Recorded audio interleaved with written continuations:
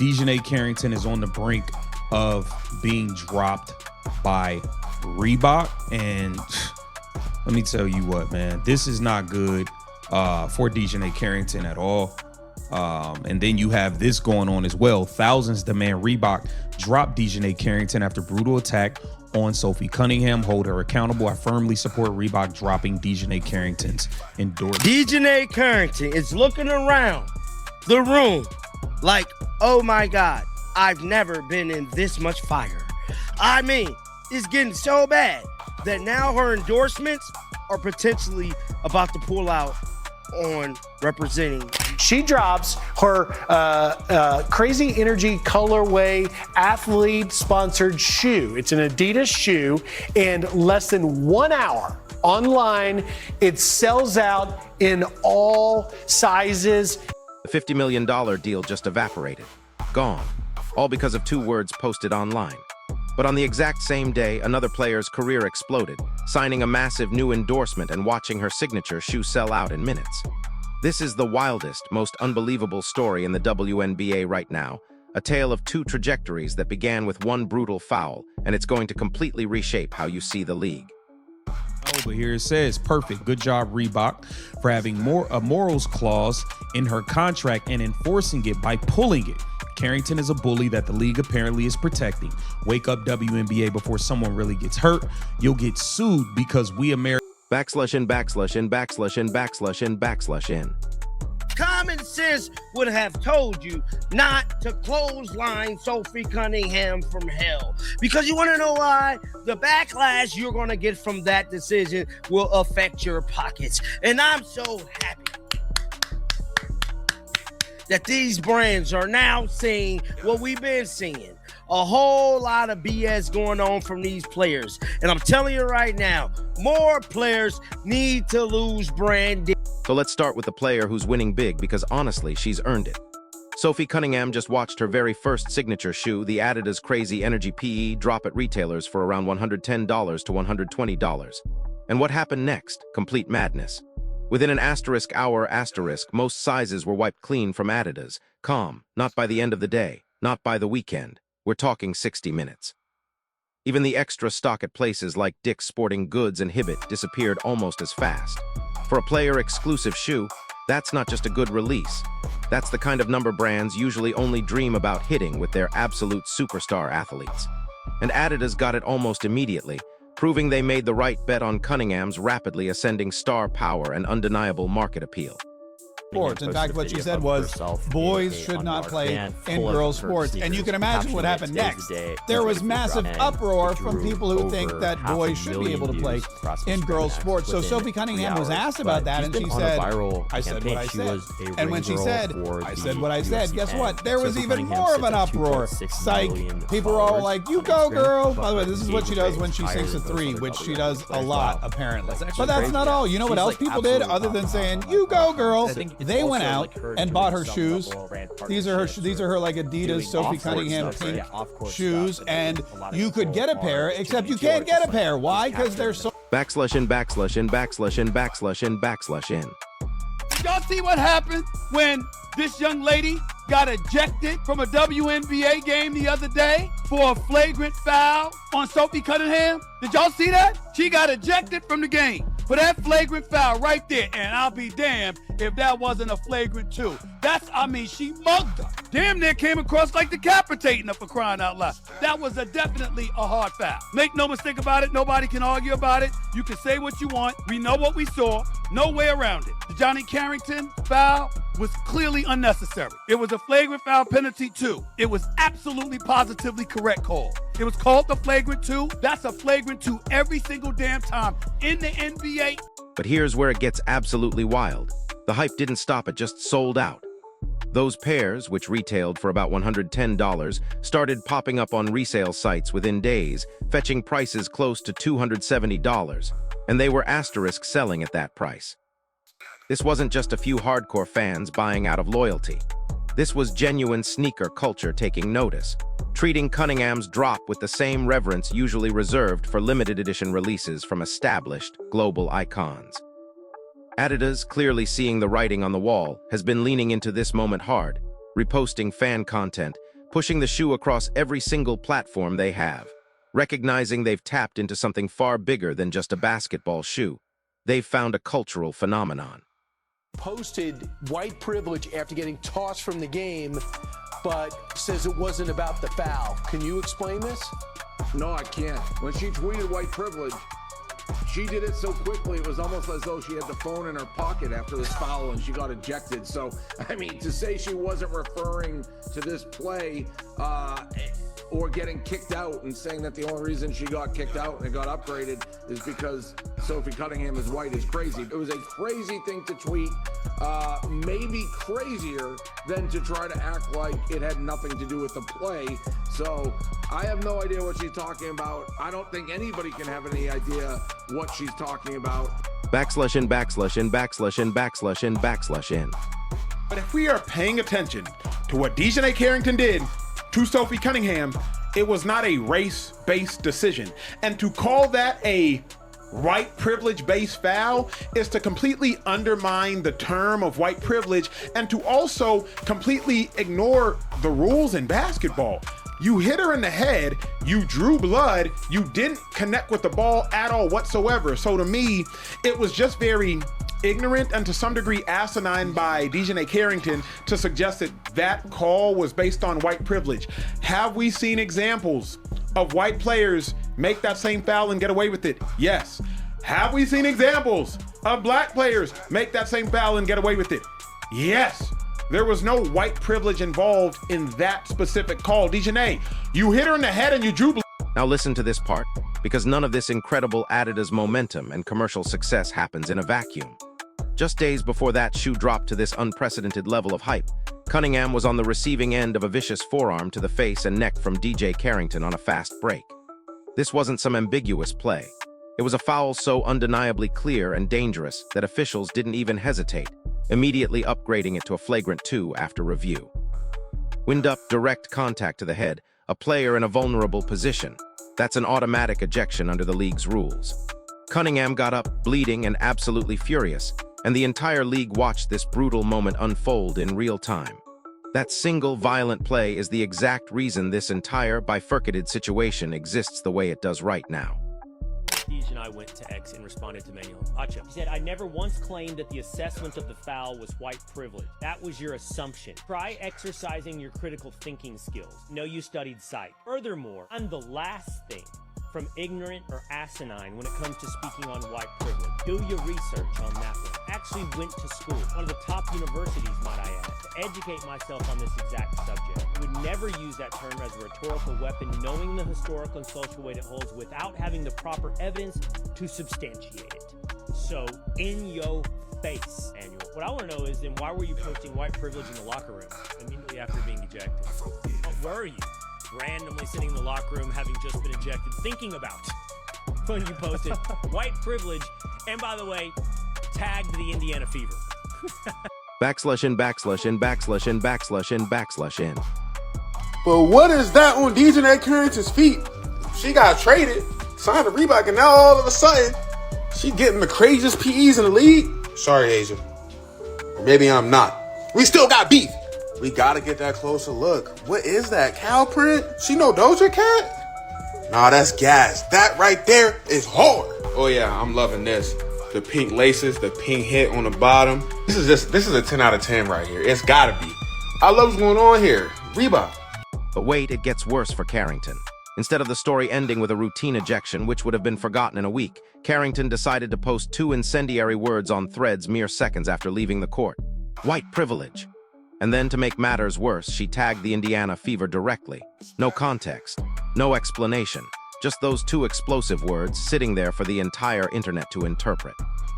Given the timing, immediately after fouling Cunningham on the Fever's team, there was only one way people were going to read it, as a racially charged accusation. This was the precise moment everything for Carrington started its rapid descent. A self-inflicted wound that had absolutely nothing to do with Cunningham's actions or words, but everything to do with her own.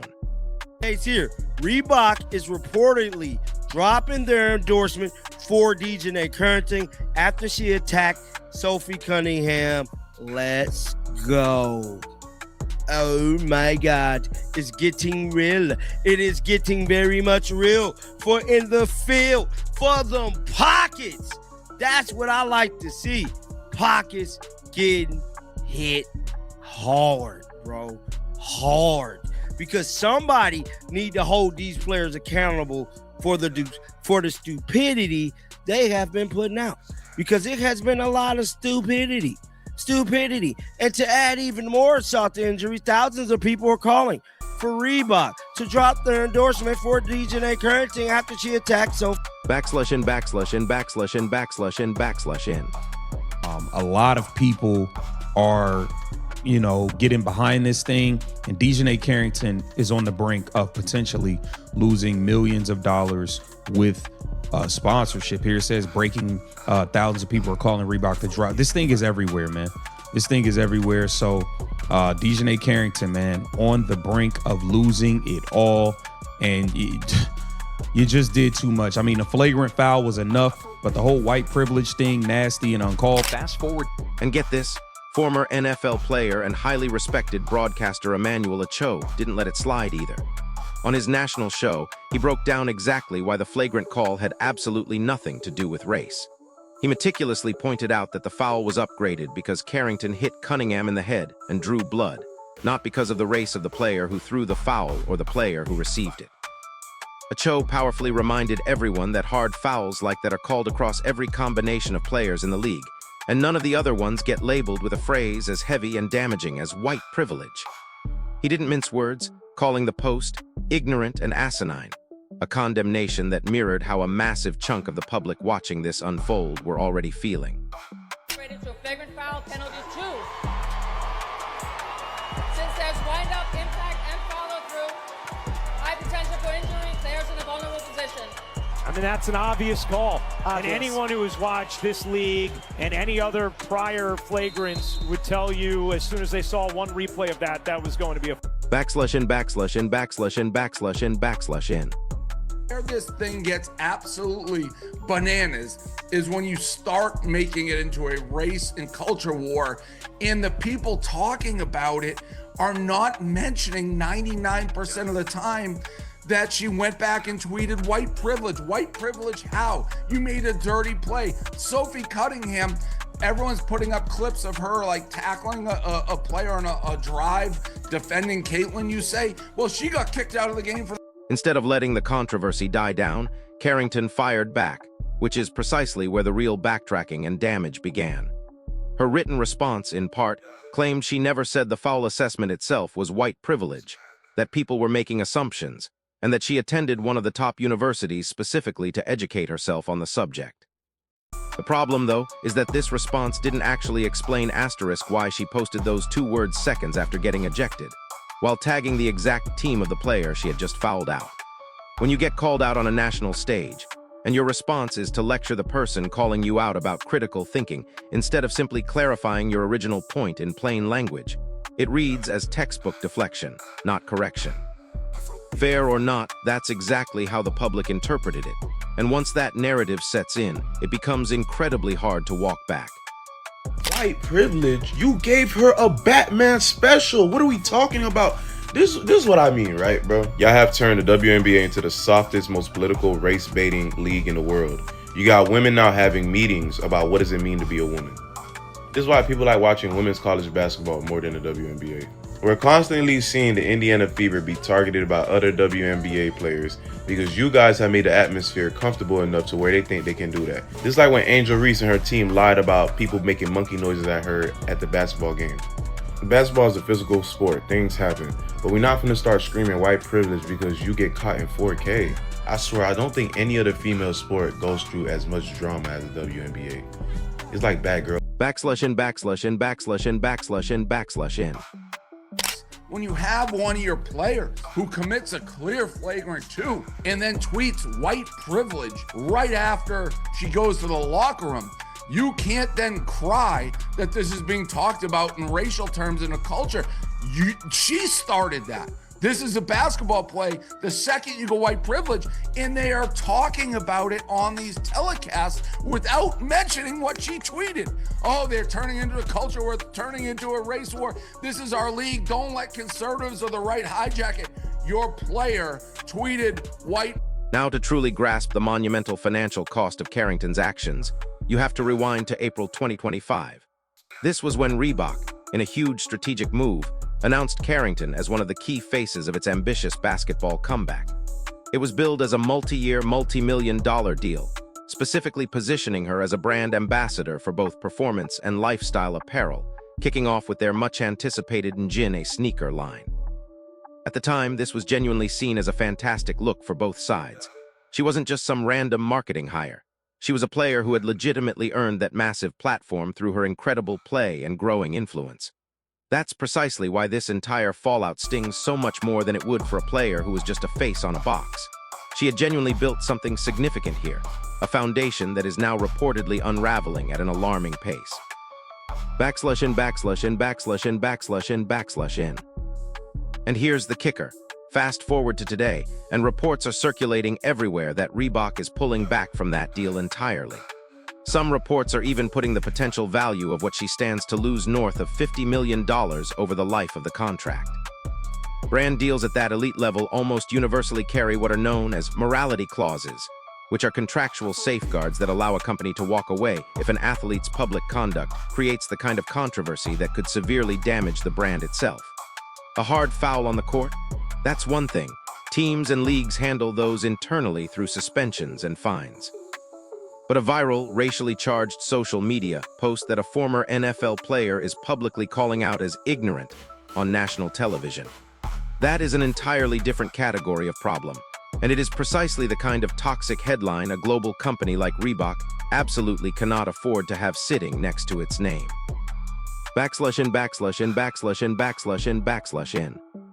The fan reaction provides even more damning evidence of the scale of the damage.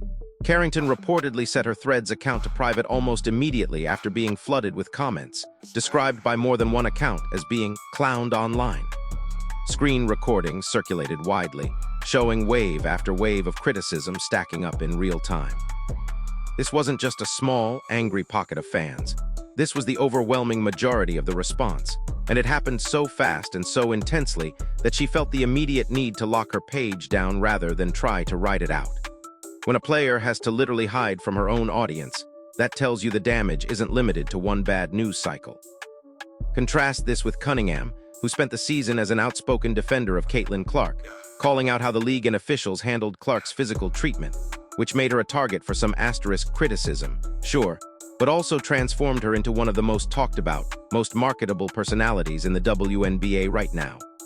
Adidas clearly saw that coming, and that's the part that makes Carrington's downfall so incredibly hard to watch. /in. Put yourself in Reebok's position for just a second. You sign a player to be the sparkling new face of your massive relaunch, someone who is supposed to represent the brand in every single campaign, every social media post, every piece of marketing you put out. Then that very same player becomes the absolute epicenter of a national conversation about race and sports, gets directly called out by a well-known former athlete and broadcaster on his own show, and then proceeds to spend days publicly arguing about it instead of clarifying things quickly and moving on. Every single day that toxic story stays in the news cycle is another day Reebok's name sits attached to it, whether they want it there or not. Brands, especially those in rebuilding mode, simply do not need controversy of that specific, damaging flavor. That's exactly why reports of the deal falling apart make perfect sense from a pure business standpoint, regardless of how anyone feels about the basketball play itself. Right now, keeping Carrington as the face of Reebok's basketball rebuild means every future campaign gets read exclusively through the lens of this controversy, instead of through the actual product. And that's simply not a trade a brand can afford to make. /in. Here's the part that probably stings the most for Carrington. None of this, absolutely none of it, had to happen. The foul itself, as bad as it looked, would have faded into a normal WNBA news cycle within a few days. Just another flagrant, another ejection, another round of debate about physicality in the league. Instead, the 2 words she chose to post, and her subsequent handling of the backlash, turned a routine ejection into a full-blown referendum on her judgment, her brand value, and her relationship with her own fan base. She's reportedly gone quiet publicly, locked her account, and is now facing the brutal reality that a deal reportedly worth tens of millions of dollars may not survive the fallout. There was a clear, direct version of the story where Carrington issued a simple, undeniable clarification within hours of the original post. The controversy dies down within a couple of days, and none of this ever even reaches Reebok's desk in the first place. That version of events was available to her the entire time. Instead, the back and forth with Cho, the lecture about critical thinking, the drawn-out defense of a post that still hasn't been clearly explained, all of it kept the story alive, escalating it far longer than the original foul ever would have on its own. /in, /in. But nothing about this is permanent. Athletes have absolutely recovered from worse public relations messes than this one, and Carrington still has time on the court to rebuild some of that trust if she wants to. However, rebuilding takes more than just raw talent. It takes genuine accountability, and right now, the story is still stuck on the backtracking instead of any real resolution. Until that changes, expect brands to keep their distance, expect Cunningham's Adidas momentum to keep climbing, and expect this stark comparison between the 2 players to keep getting brought up every single time either name trends again. The next few weeks and months matter more than usual here.